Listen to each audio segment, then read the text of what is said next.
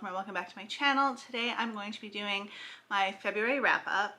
So I had a really good reading month in February. I really enjoyed, I'd say like almost all of my books except for maybe like one or two. And I rediscovered that I like romance, like contemporary romance. I've always really liked romantasy, but a few years ago I read Get a Life, Chloe Brown, and I absolutely loved it. It was my very first contemporary romance and I was just like in love with it. And then I kind of just like stopped reading contemporary romance and I'm not sure why.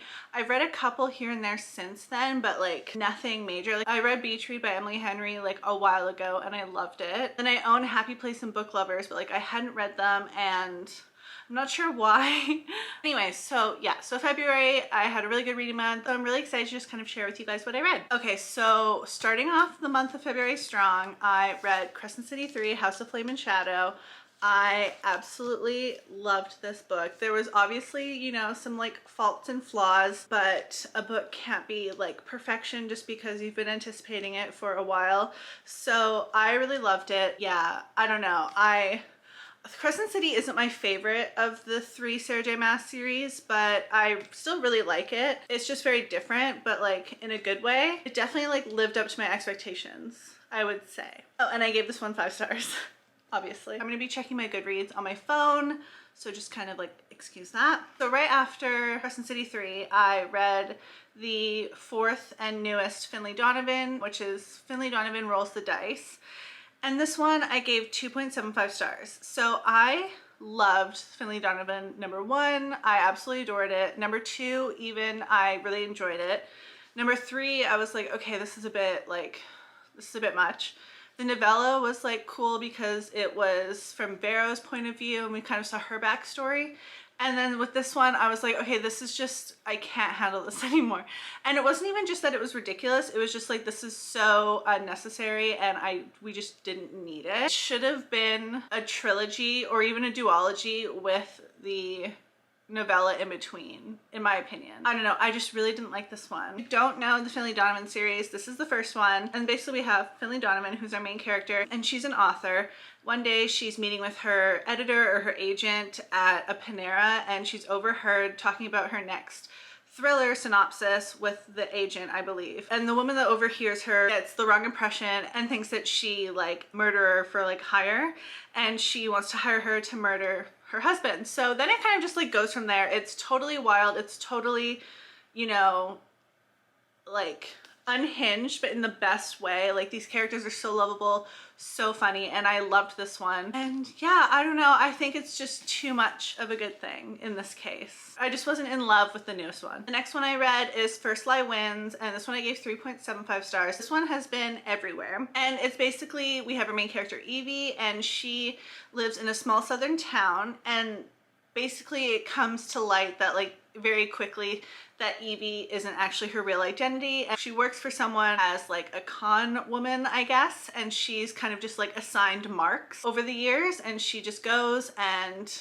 does the job and then she just like vanishes. There's like backstories like sprinkled online to verify her like fake identity and all that. And then I don't want to give spoilers, but the synopsis just basically says the one identity she could always go back to, her real identity, just walked right into this town.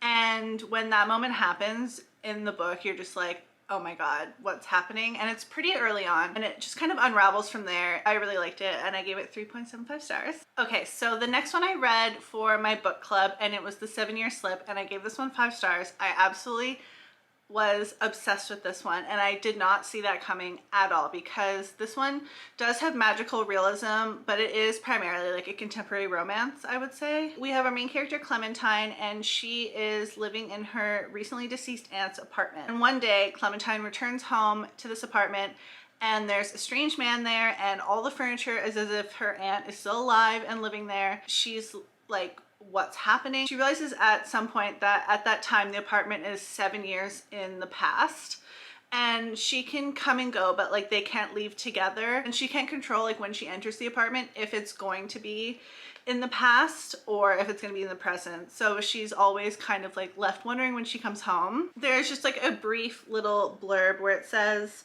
an overworked book publicist with a perfectly planned future hits a snag when she falls in love with her temporary roommate, only to discover he lives 7 years in the past. and it was just so good. I absolutely loved it, and this is kind of what really sparked my like renewed love for romance. I just love this one. I would really highly recommend it, and I just loved it so much. The next one I read is The People Next Door, and I gave this one 3.75 stars. So this one was eerie in a good way. Like, it was purposefully eerie and it was creepy, and I really liked that aspect. It pulled it off really well, especially with different character traits. Like, it wasn't just all in the setting. There was a lot of like unsettling characters. So this couple, Ellie and Ash, Ellie is our main character, and they move into like an older cottage in rural England. I can never say rural England, oh my god. And so they move into this cottage, this like old cottage, and Ellie kind of just discovers that there's a lot more to this house than she originally thought when they bought it. She was kind of kept in the dark by Ash, her boyfriend, who knew a lot more about it than she did, like the dark history, the secret stuff like going on with the neighbors, or like that had happened with the neighbors. She befriends some people. There's just so much going on. I don't even want to say much more because I'm not sure what would be a spoiler. I feel like almost everything could potentially be a spoiler, but yeah, I really like this one. I gave it 3.75, which was good. I think I knocked it down a bit just because there were times where like the pacing was off and I was like, this is absolutely dragging. And then other times things were just kind of rushed. Overall, like, it was a pretty solid thriller, I'd say. I read it on audio on Everand. I had a lot of housework to do that day and the next day, and it like got me through. And so yeah, like, I enjoyed it. The next one I read was In 5 Years, and I gave this one 3 stars. So this one I think just wasn't what I was expecting, and I was definitely hoping it was more going to be similar to The 7-Year Slip because of the synopsis. It just sounds like there's going to be more of that like magical realism element, and there really isn't. We have our main character Danny, and she's very type A. Like, she has her plans, she has her goals, she has what she wants to have achieved by like her specific age. And it's about time in her plan where her boyfriend proposes, and he does. And then the next morning she wakes up and she's 5 years in the future, and everything's different. Like, she's engaged to someone else in a different house, and it's just all very like, it's not confusing when you read it, but it's confusing to explain. I'm finding I'm getting confused trying to explain it. And it also just kind of like blindsided me and a bunch of like my friends that have also read this. I like messaged them and was like, what the actual, like, what just happened? I just remembered I didn't read the last like 35 pages because I could sense the direction it was going. I texted 2 of my friends and I was like, I don't feel like ruining my day today. Can you please just tell me what happens? Like, briefly, just concisely tell me what happens.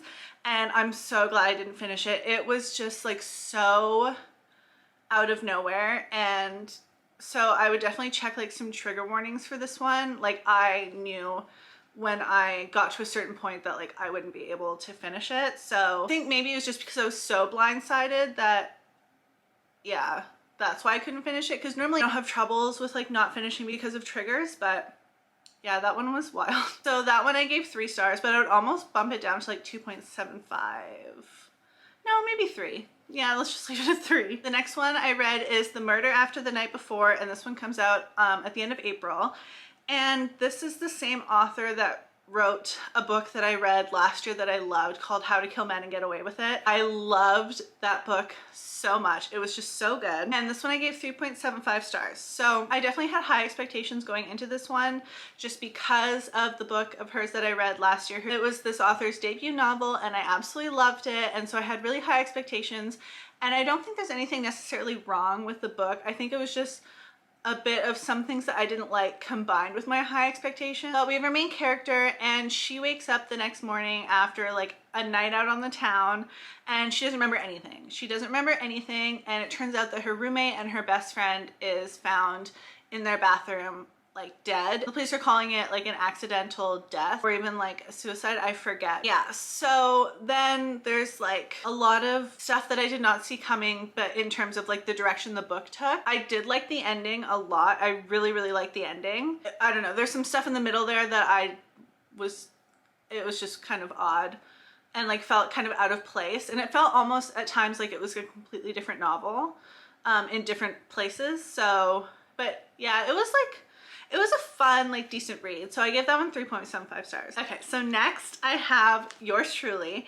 And this one I was absolutely obsessed with. And I know you're technically supposed to read Part of Your World first, but I read Yours Truly first because I wasn't sure if I was even gonna really like contemporary romance, because this one doesn't even have the magical realism aspect that the 7 Year Slip did.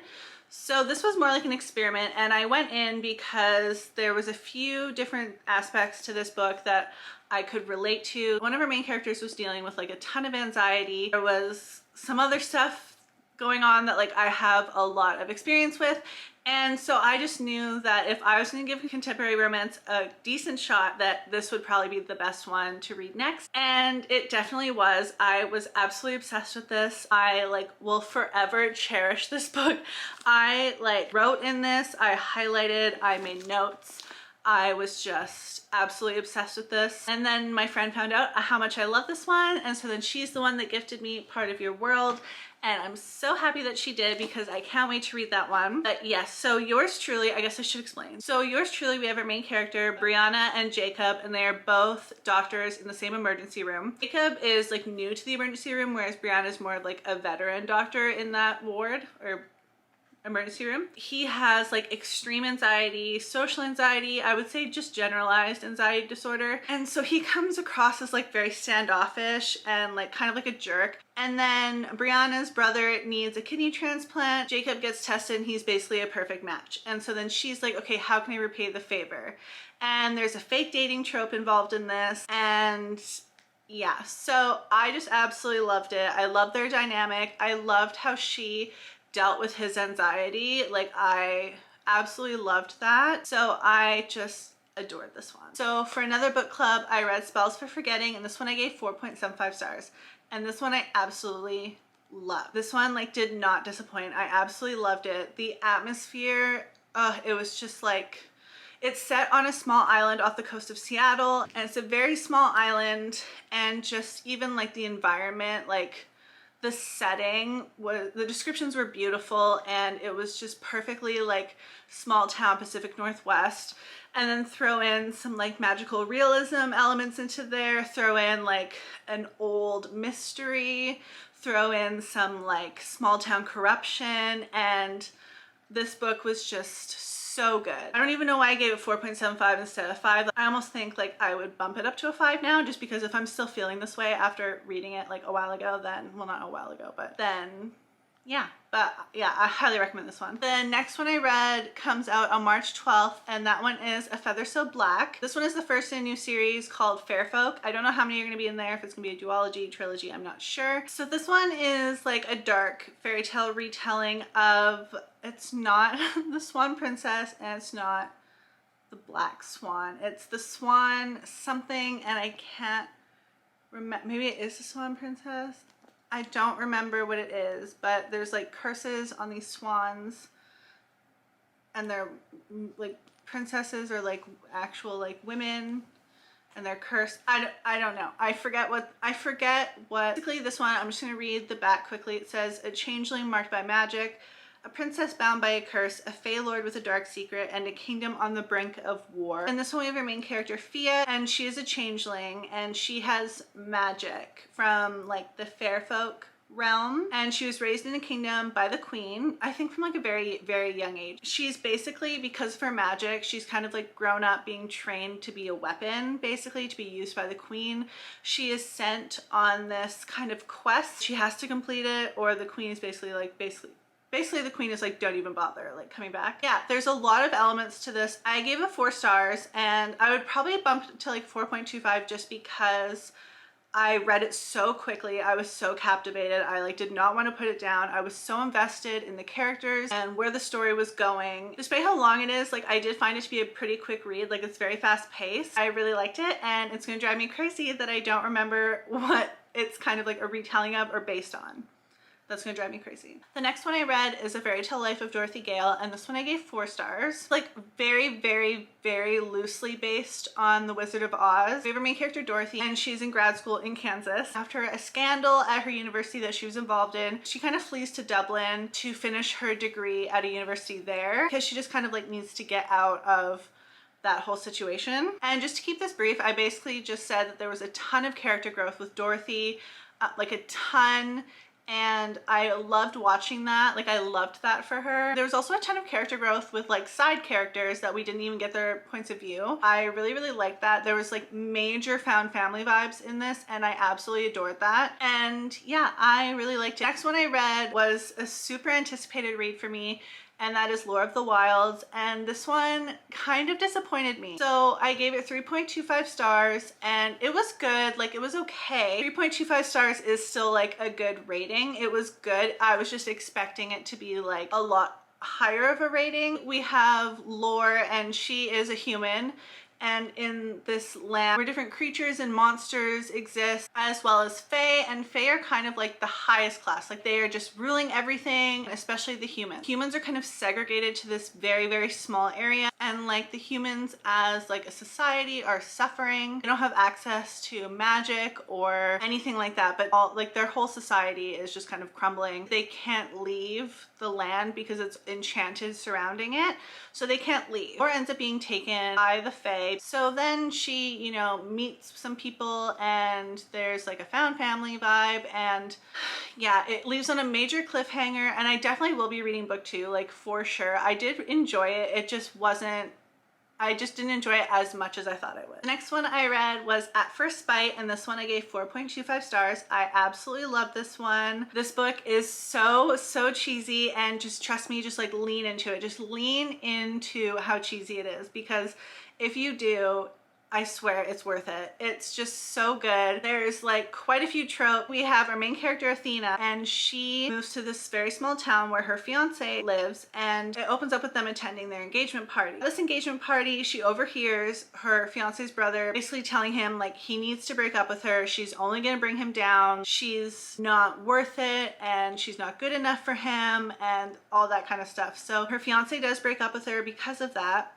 And then it's just kind of the aftermath of that. And then everything kind of just blossoms from there. I just really loved it. I found this so sweet. I found it so cheesy, and it was just so good. And I definitely want to read Olivia Dade's like whole backlist. Okay, so the next one I read, I've owned since it came out, and that is Happy Place, and this one I gave 5 stars. This one we have Harriet and Wynne. They are part of a group of friends, and that's how they met, and then they became a couple through that. Every year they go to one of their friends' like beach houses in Maine, I believe it is. But none of the friends know that Harriet and Wynne actually separated like 5 months prior. They don't want to ruin the weekend because the host is just super excited and is trying to make it perfect, and they don't want to ruin it. So they kind of pretend like they're still together, even though they haven't really spoken in 5 months and they haven't seen each other. So they're thrust into this weekend. So I loved Harriet and Wynne as like a duo. I love them so much. I also really loved how in this one there was aspects of issues within the various friendships within like their circle. I really liked that. It made it feel like more of a well-rounded story. And I found that with Beach Read, also by Emily Henry, which is the only other Emily Henry I read, is that it wasn't just like strictly romance. It felt like deeper than that. I really like that about this one too.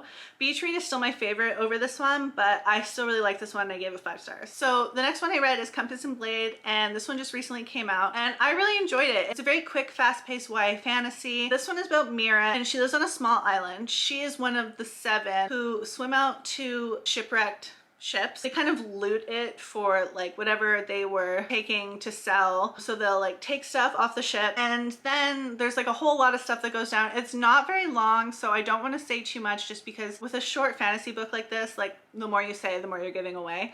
That rhymed. Anyway, so I'm just gonna read like a little bit of the back. It says, this lyrical romantasy debut is for anyone who loves Fable by Adrienne Young, the salt spray of the ocean, sirens who lure men to watery graves, love triangles, twisty deals and betrayals, swoony romance, and girls with revenge in their hearts. And I have revenge in my heart, and I just absolutely loved this. The ending was so good. I hope there's a book 2, because I will absolutely be reading that. So the next one I read was The Teacher by Frida McFadden. Frida McFadden's most recent book, I believe. Like, I think it just came out, and I don't really know.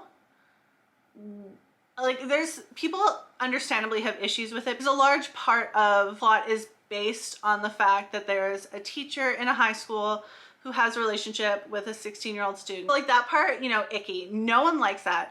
Everyone that reads this, I hope, like does not like that. Like that's not an enjoyable part of the story. You're not reading, first of all, you're never reading Frida McFadden for romance, and you're definitely not reading it to like enjoy yourself. Like when you read Frida McFadden, for me, when I read Frida McFadden, I want unhinged. I want completely unbelievable.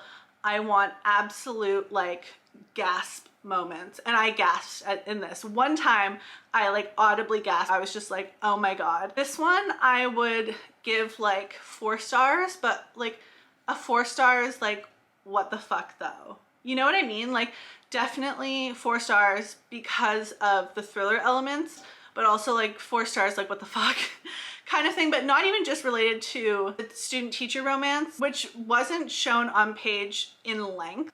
So yeah, this one was just like kind of wild. And the last one that I got to in February was The Dead Romantics, also by Ashley Poston, who wrote The 7-Year Slip. This was her debut novel, I believe, and this one I absolutely love. So this one I gave 4.5 stars. It was just so good. It was so good. So we have our main character Florence, and she is a ghostwriter for a very famous author. One of those authors that are just like constantly on the bestseller list for like decades, and so she is a ghostwriter for her after her like debut novel flop, and she is not allowed to tell anyone. So like her family doesn't know, her friends don't know, and then she's assigned a new editor, and he's new at the publishing house, and when she goes to meet him, it's definitely a very bad impression, like definitely very bad first impression on like both accounts. And also Florence can see ghosts. Her family owns like a mortuary and funeral home. She was raised seeing ghosts, and her dad could also see ghosts. Something happened in high school where she felt like she had to leave when she graduated high school because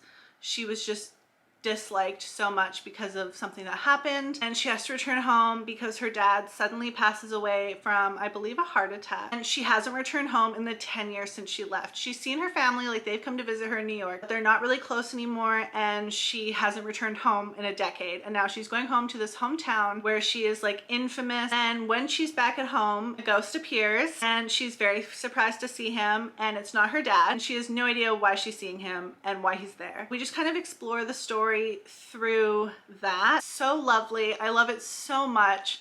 The character growth is amazing on both sides of the two like main characters, and yeah, it was very heartwarming, and I really liked it. And then I read one middle grade graphic novel called Tide Song, and I was super anxious one night, and my go-to is either like a paranormal or supernatural middle grade novel or a paranormal supernatural middle grade graphic novel, and this one totally helped me out. I absolutely loved it. The imagery was beautiful, the illustrations like were beautiful, color palette beautiful, story heartwarming, and I would really recommend it. But yeah, sorry, I know I rambled a lot, but that is my very long February wrap up. I read so many good books that I absolutely loved this month. I'm so happy I explored different genres and that I found some new favorite authors. I just had such a good time in February, and I hope in March I have equally as good of a time, and I will see you guys again soon. Bye!